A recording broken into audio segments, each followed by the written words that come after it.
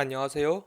저는 170페이지의 Acute Intoxication부터 171페이지의 Exposure to Organophosphates의 발표를 맡은 2018-10304 노영훈입니다. 차례입니다. Acute Intoxication에서는 안티콜린 에스터레이즈에 의한 급성 중독과 그 증상에 대해 자세히 알아보겠습니다. Diagnosis and Treatment에선 중독의 진단과 에트로핀, 트팸 등의 치료제에 대한 내용입니다. 마지막으로 Reactivation and Disposition에선 현재의 치료 방법과 현재 개발 중인 약제까지 알아보도록 하겠습니다. Acute Intoxication, 안티콜린 에스터레이즈에 의한 급성 중독을 알아보겠습니다. 콜린성 수용체는 무스카린성 수용체와 니코틴성 수용체로 이루어져 있고 아세틸콜린은 무스카린 작용과 니코틴 작용을 모두 가집니다. 따라서 안티콜린 에스터레이즈에 중독되면 무스카리닉, 니코티닉, and CNS 사인을 보입니다. 독성 작용이 나타나는 데 걸리는 시간입니다. 증기나 에어솔 상태로 흡입하였을 땐 수분 내에 전신작용이 나타나지만 위장관이나 피부를 통해 흡수하였을 땐 증상이 발현이 지연됩니다. 독성 증상의 기간을 결정하는 요소로는 지질 용해도, 옥손을 생성하기 위해 활성화되어야 하는지 여부, 유기인산염과 아세틸콜린 에스터레이즈 결합의 안정성, 인산화된 효소의 에이징 여부가 있습니다. 옥손이란 기존 화합물 내의 인황 결합이 유도체 내의 인산소 결합으로 대체된 화합물입니다. 클로르피리포스, 다이아지논, 파라티온 등의 유기인제는 원래의 형태에서는 독성을 나타내지 않습니다. 대신 동물의 간은 그들의 인황 결합을 인산소 결합으로 대체하여 옥손을 만들게 되고 활성도가 강한 옥손은 아세틸콜린 에스터레이즈를 억제하여 아세틸콜린이 축적되고 결과적으로 신경계에 큰 타격을 주게 됩니다. 안티콜린 에스터레이즈에 노출되고 난 뒤 증상으로는 안구와 호흡기 작용, 위장관 증상, 니코틴 작용, 중추신경계 증상이 있는데요. 이들에 대해 자세히 알아보겠습니다. 증기나 에어솔, 흡입 등에 의한 국부 노출 후엔 안구와 호흡기 증상이 가장 먼저 일어납니다. 안구에서는 축동, 눈이 통증, 결막충혈, 소모체근이 수축하면서 근시가 유발되어 시력 저하가 일어납니다. 그리고 모양체 근육 경련, 이마 통증이 나타납니다. 이때 전신으로 흡수하여 급성 중독이 일어난다면 저혈압에 대한 보상 효과로 교감신경의 작용이 증가하여 축동이 뚜렷하지 않을 수 있습니다.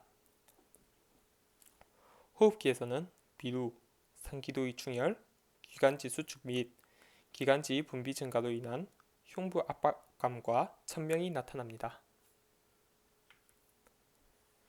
위장관 증상은 안티콜린 에스터레이즈를 섭취하였을 때 처음 나타나며 식욕 부진, 구역질, 구토, 경련성 복통, 설사 등을 포함합니다. 여기서 구역, 구토는 안티콜린 에스터레이즈에 의한 무스카린 수용체의 과도한 자극으로 인해 일어납니다. 미주신경 구심로를 통해 고림로 핵에 전달된 정보는 중추신경 계열에 영향을 미쳐 여러 핵에 구토 정보를 보냅니다. 피부를 통한 액체 상태로의 안티콜린 에스터레이즈 흡수 뒤에는 국소적 반응과 흡수 부위 인근에서의 근육 다발 수축이 일반적으로 제일 먼저 일어납니다. 심각한 중독 증상은 극도의 타액, 비자발적 배변과 배뇨, 발한, 눈물 흘림, 음경 발기, 섬액, 저혈압이 있습니다. 이들 또한 아세틸콜린에 의한 무스카린 수용체의 과도한 자극으로 일어나는데요. 그중 비자발적 배변의 경우엔 장의 운동성 증가와 관략근 이완, 배뇨의 경우 배뇨근 수축과 요도저임근 이완이 기전으로 이루어집니다. 니코틴 작용은 골격근의 신경근 접합부에서 일어납니다. 피로증, 쇠약감, 비자발적 연축, 산발적인 근육 다발 수축, 극도의 무력감, 마비 등이 나타나며 심각하게는 호흡근의 마비로 이어질 수 있습니다. 안티콜린 에스터레이즈가 CNS에 주는 결과로는 혼란, 운동실조, 불분명한 발음, 반사장애, 호흡의 깊이가 증가마다 무호흡기가 교대하는 체인스톡 호흡, 대발작, 혼수상태, 중추호흡마비가 있습니다. 안티콜린 에스터레이즈가 연수의 혈관운동과 심혈관계에 작용한다면 저혈압이 나타날 수도 있습니다. 급성 노출이 일어난 뒤 사망에 이르는 기간은 5분 미만에서 24시간까지 다양합니다. 원인은 주로 호흡 부전이며 2차적으로 심혈관계 이상에 의해 일어납니다. 호흡 부전의 결과로는 후두경련, 기관지 수축, 기관지, 그리고 타액의 분비 증가, 가로막과 늑간근의 통제 저하가 있고 심혈관계 이상의 결과로는 저혈압, 그리고 저산소증으로 인한 부정맥이 있습니다. 인터미디에이트 신드롬이란 1에서 4일 후에 나타나는 지연된 증상으로 급성 중독과 Organophosphate Induced Delayed Polyneuropathy OPIDP 사이에 일어납니다. OPIDP란 이유 설명하겠지만 안티콜린 에스터레이즈에 노출된 후 1주에서 5주 사이에 일어나는 지연된 신경 독성 영향입니다. 증상으로는 근력 약화와 마비, 낮은 혈중 콜린 에스터레이즈 레벨입니다. 혈중 콜린 에스터레이즈 레벨 측정은 정맥에서 피를 채취하여 콜린 에스터레이즈 효소의 활성도를 검사하여 이루어집니다. 안티콜린 에스터레이즈는 콜린 에스터레이즈의 활성 부위에 결합하여 효소를 비활성화시키므로 활성도가 떨어집니다. 진단과 치료입니다. 급성이고 심한 안티콜린 에스터레이즈 중독은 노출력이나 특징적인 징후나 증상에 의해 쉽게 진단할 수 있습니다. 반면 비교적 심각하지 않은 급성 중독이나 만성 중독의 경우엔 적혈구와 혈장에서의 콜린 에스터레이즈 활성도의 측정으로 진단할 수 있습니다. 콜린 에스터레이즈 값은 정상 사람들 사이에서도 개인차가 있지만 환자의 경우 일반적으로 정상 범위보다 훨씬 낮은 값을 보입니다. 에트로피는 무스칼린성 수용체의 경증적 기량제로 기관지, 그리고 타액의 분비를 감소시키고 기도 확장, 섬액 회복 등의 효과를 가집니다. CNS에 에트로핀이 집중되게 하려면 더 많은 용량이 필요하고 에트로핀이 니코티닉 리셉터에 결합하지 않기 때문에 Peripheral Neuromuscular Compromise에는 효과가 없습니다. 투팸입니다. 투팸은 Peripheral Neuromuscular Compromise에 효과적이고 콜린 에스터레이즈의 리액티베이터입니다. 재활성화하는 기전은 본 교재의 순서에 따라 이후 설명하겠습니다. 옥심이 인산화된 아세틸콜린 에스터레이즈를 리액티베이트 시킬 수 있도록 초기 치료가 중요합니다. 약물을 통한 치료 외에도 일반적으로 취할 수 있는 조치가 있습니다. 첫째, 오염된 옷을 제거하고 피부를 씻으며 위세척을 통해 약재에 대한 노출을 차단한다. 두 번째, 기도 개방을 유지한다. 세 번째, 산소 공급과 인공호흡을 한다. 네 번째, 다이아제팜 투여를 통한 지속적인 경련을 완화한다. 다이아제팜은 이후 커런트 테라피에도 다시 언급되는데요. 발작은 에트로핀과 투팸만으로는 충분히 조절할 수 없으며 다이아제팜의 투여가 이에 효과적인 것으로 나타났습니다. 또한 안티콜린 에스터레이즈의 CNS 손상은 안티콜린 에스터레이즈 자체의 독성 영향이라기보다는 발작으로 인한 것으로 보는 것이 현대의 관점입니다. 따라서 다이아제팜 투여는 너브 에이전트에 중독된 환자에게 매우 중요합니다. 다이아제팜의 작용 기전에 대해 말씀드리겠습니다. 다이아제팜은 벤조디아제핀계 약물로 가바 타입 A 리셉터에 작용합니다. 타입 A 리셉터는 염소 이온의 선택적인 이온 채널로 다이아제팜이 이 수용체에 결합하면 가바의 결합을 촉진하게 됩니다. 그러면 결과적으로 염소 이온이 들어와 막 전이가 가분극되고 뉴런이 활동 전이를 일으키기 힘들게 억제됩니다. 이러한 기전으로 다이아제팜은 항경련제로서의 역할을 수행합니다.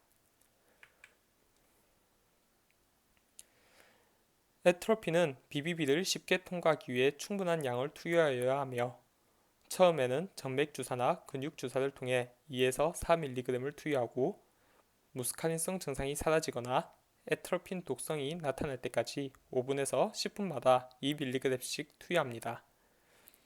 에트로핀 독성으로는 입마름, 변비, 빈맥, 어지러움, 구토, 환각 등이 있습니다. 마지막으로 아세틸콜린 에스터레이즈 재활성제와 에트로핀은 독성 증상이 명백하다면 계속 투여해야 합니다. 다음으로는 콜린 에스터레이즈 재활성제를 알아보겠습니다. 아세틸콜린 에스터레이즈의 재활성화는 자연적으로 일어나는 가수분해로 인해 일어날 수도 있지만 이는 아주 느린 속도로 일어납니다. 여기선 하이드록실아민, 하이드록사민산, 옥심 등의 친액제의 재활성화에 대해 자세히 알아보겠습니다. 이내 누클레오필릭 어택을 가하면 포스포딜 옥심이 생기고 아세틸콜린 에스터레이즈는 재활성화됩니다. 그림을 통해 더 자세히 알아보겠습니다. 첫 번째 그림은 안티콜린 에스터레이즈가 아세틸콜린 에스터레이즈의 세린의 하이드록시기와 결합하는 과정입니다. 부분적으로 전기적 양성인 이는 부분적으로 전기적 음성인 산소에게 끌리게 되는데요. 그림에서 인과 R3 간의 결합이 끊어지고 산소와 인의 결합이 형성됩니다. 이렇게 콜린 에스터레이즈 이니비터가 붙은 아세틸콜린 에스터레이즈엔 아세틸콜린이 결합할 수 없게 되지요. 이젠 투팸이 인산화된 아세틸콜린 에스터레이즈를 재활성화시키는 과정에 대해 알아보겠습니다.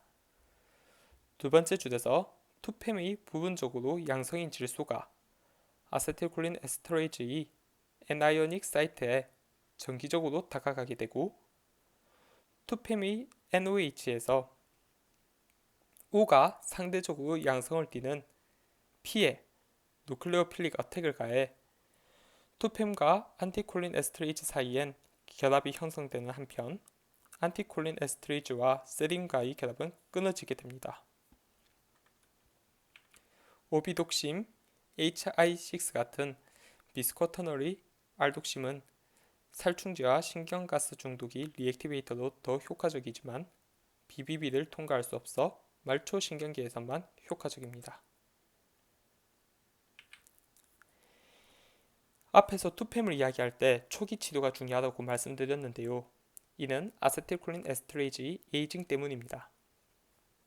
에이징 과정이란 인산화된 아세틸콜린 에스터레이즈가 투팸 등의 리액티베이터에 저항을 가지게 되는 것으로 효소의 장기에 붙어있던 알콕식이 탈락으로 인해 안정화되기 때문입니다. 또한 소만 등이 3차 알콕시 그룹과 결합한 아세틸콜린 에스터레이즈가 상대적으로 2차 또는 1차 알콕시 그룹과 결합한 아세틸콜린 에스터레이즈보다 에이징 속도가 빠릅니다. 아래 그림은 소만과 결합한 아세틸콜린 에스터레이즈의 에이징 과정입니다. 에이징 되기 전에는 알콕시 그룹이 전자를 당겨주고 있지만 에이징 된 후에는 인이 상대적으로 전자 구름의 분포가 많아지기 때문에 누클레오필릭 어택을 받기 힘들어집니다. 이로 인해 에이징 이후엔 투팸이 콜린 에스터레이즈 이니비터를 제거할 수 없게 되는 것이죠. 마지막으로 Reactivation and Disposition입니다. 옥시 및 Reactivation은 골격근이 NM 정션에서 효과가 현저하지만 어토노믹 이펙터 사이트에는 해독 효과가 약하며 CNS로는 진입이 제한됩니다. 그리고 옥심은 올게노포스페이트가 제거될 때까지 계속 투여되어야 합니다. 전쟁이나 테러 등으로 인한 올게노포스페이트 노출 시의 현재의 해독 치료는 에트로핀 주사, 옥심, 항경련제로서의 다이아제팜이나 미다졸람이 사용됩니다. 옥심과 그 대사산물은 신장에서 제거됩니다. 스캐빈저 오브 올게노포스페이트 올게노포스페이트 청소부라는 뜻인데요. 여기에는 뷰티릴콜린 에스터레이즈, DNA가 재조합된 파라옥소네이즈와 포스포트리에스터레이즈가 있습니다. 이들은 문맥 및 혈장에서 유기인재제를 중추 및 말초신경계에 도달하기 전에 제거하는데 이들은 현재 개발 중에 있습니다. 이 중 뷰티릴콜린 에스터레이즈는 콜린 에스터들을 가수분해하는 비특이적 콜린 에스터레이즈 효소로 간에서 주로 발견되며 혈액을 따라 순환합니다. 가역적 또는 불가역적 결합이나 가수분해를 통해 올게노포스페이트를 비활성화합니다. 마지막으로 올게노포스페이트 Induced Delayed Polyneuropathy OPIDP에 대해 알아보고 발표를 마치도록 하겠습니다. OPIDP는 DFP, 미파폭스와 같은 플로린 컨테이닝 올게노포스페이트 또는 TOCP와 같은 트리아델포스페이트 등에 의해 일어나는 신경장애입니다. 대표적인 사례로는 자메이카 진저 퍼렐러시스가 있습니다. 책에 이 사건이 잘 소개되어 있지 않아 직접 위키피디아에서 조금 찾아보았습니다. 자메이카 진저는 무게로 약 7에서 80%의 에탄올이 있는 두통 등의 효과가 좋은 약품입니다. 하지만 미국에 금주령이 시행되고 많은 사람들이 자메이카 진저를 술 대신으로 마시게 되는데요. 1920년대 후반 피마 자유 가격이 상승하면서 대체품을 찾다 TOCP가 들어간 혼합물을 선택하게 되고 이를 섭취한 3에서 5만 명의 사람들이 팔, 다리의 영구적인 마비를 겪게 됩니다. 당시에는 TOCP가 독성이 없다고 여겨졌지만 현재는 인간의 신경계, 특히 척수에 손상을 주는 신경독으로 알려져 있습니다. 본문으로 돌아와서 OPIDP의 임상적인 증상으로는 가벼운 감각 이상, 운동실조, 쇠약, 근육피로, 그리고 연축, 힘줄 반사 감소, tenderness to palpation이 있습니다. 메커니즘은 콜린 에스터레이즈의 작용을 막는 것 때문이 아니라 신경 독성 에스터레이즈 때문입니다. 하지만 이 신경 독성 에스터레이즈라는 효소의 기질이나 기능은 자세히 알려져 있지 않습니다. 제가 발표한 내용의 참고 문헌입니다. 이상으로 발표를 마치겠습니다. 감사합니다.